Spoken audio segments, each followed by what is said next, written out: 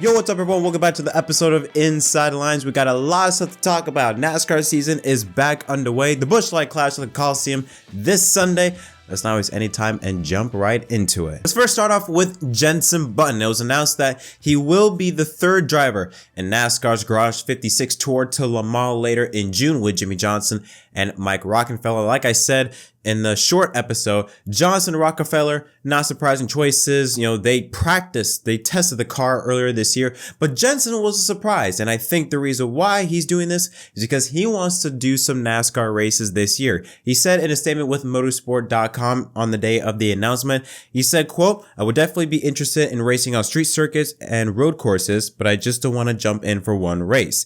That's not exciting for me." I think that's a clear sign that Jensen Button wants to run some NASCAR races, and considering we have, 7 of them on the schedule, including the Chicago street race, he does have a lot of options. And of course, being that he is Jensen Button, a former F1 world champion, you have Project 91. They did that thing with Kimi Räikkönen last August at Watkins Glen, so he definitely has that option. And I'm pretty sure other teams are willing to step up to help Jensen Button make that dream come true of him competing in NASCAR. I, for one, would love to see. I love to see, former champions or, big time racers from other series come join NASCAR. And Jensen Button, a great personality, fantastic driver. I would love to see him in NASCAR, potentially as early as this year. Next up is Toyota. Now, Toyota, in my view, has always been a niche manufacturer in the sense they only got 6 full-time cars compared to the likes of Chevrolet and Ford, where they have 8, 10, maybe even 12 cars at their disposal. Toyota doesn't have much to work with, but they want to change that, according to TRD president David Wilson. "We've got some good irons in the fire now. What was once a very effective strategy to amass our resources across fewer cars, with the marginalization of the areas that we have to play in and the flattening out of the playing field, we definitely need some more help." He's obviously referencing to the next-gen car. Obviously, with this next-gen car, it levels out the playing field. We saw, I think, the second most amount of race winners in NASCAR's modern era in history. I think, more than 20? I think it was 21. So of course, with that, now with the next gen being more of a spec car, a lot more of these younger teams are able to challenge against the top dogs, like the now rebranded Legacy Motor Club with Erik Jones at Darlington last year. So because of that, I think Toyota realizes that, hey, we can't just rely on our 6 cars like what we did back then in the Gen 6 era. We need more at our disposal. Now, TRD has said that they are talking with at least 2 potential car owners that are not involved in racing, which is awesome to hear. That nothing's confirmed, but potentially 2 new teams could join in NASCAR. Now, it does not say what those car owners are, and I don't know, what the relationship would be with NASCAR if they're coming from another series. We heard Michael Andretti talk about on how he wants to join NASCAR eventually, but Toyota did decline to say whether or not they're talking to not only also new owners, but also returning owners or current owners in NASCAR, but can say it doesn't involve Hendrick or Penske, which is not surprising. You do look at potentially other teams like maybe Front Row Motorsports, JTG Daughtry, these mid-tier, these mid-pack teams could be making manufacturer switches in the near future. And Wilson did state that they would like around 9 to 10 cars as a sweet spot for how many Cup Toyota cars they want to field in the NASCAR Cup Series. So when that will take place, don't know. Could be as early as 2024, but regardless, will be interesting to see how Toyota will expand in NASCAR, because again, Toyota has always been Joe Gibbs Racing. It's always been Joe Gibbs Racing. It's never really had any other affiliation with any other team, at least with Chevrolet.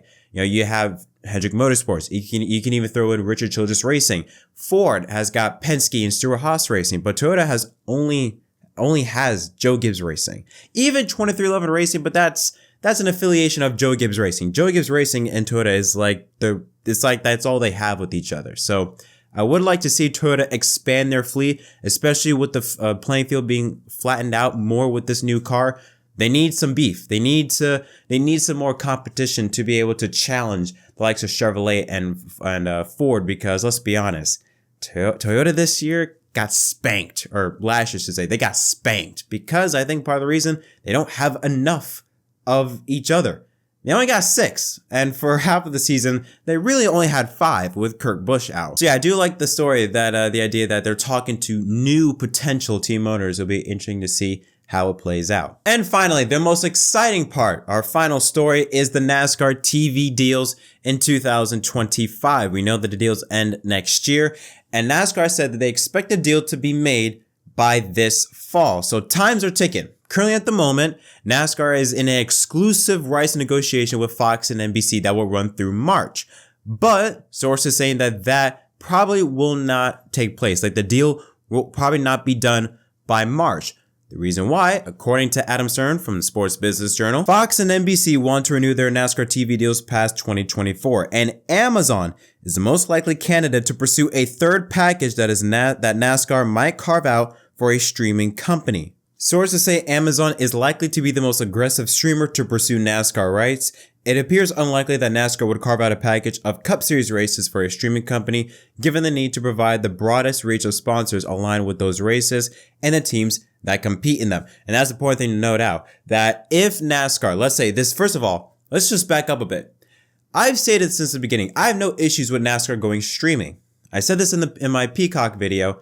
I only have an issue with it if it's at a niche site like Peacock, but going to Amazon Prime is a great option, considering that Amazon Prime is the most watched service or streaming service in America. Over, I think, 150 million subscribers, and it just passed Netflix to take over the #1 spot. So if you're going to go to streaming, you go to Amazon Prime. They got Thursday Night Football. They have a lot of sports that they want to get into. They are clearly getting into the sports realm of things. So not a bad look for NASCAR to go with Amazon Prime if they were to go to streaming. Now, it is important to note out that NASCAR is looking at an 8 to 10 year deal. Because of that, you have to be mindful that them using Amazon is going to be a way to kind of kick in the door, not barge in, but to kind of ease our way into it.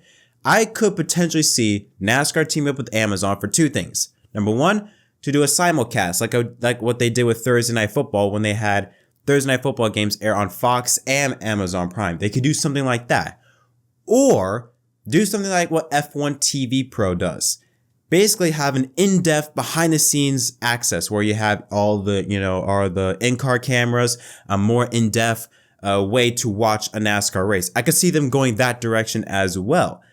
I don't think necessarily you're going to see exclusively streamed races. And if so, maybe the Truck Series or practice and qualifying would be on Amazon Prime. That's all I can think of. NASCAR is not going to put races exclusively on Amazon Prime. It's not going to work because NASCAR is so reliant on sponsorship, as the teams are.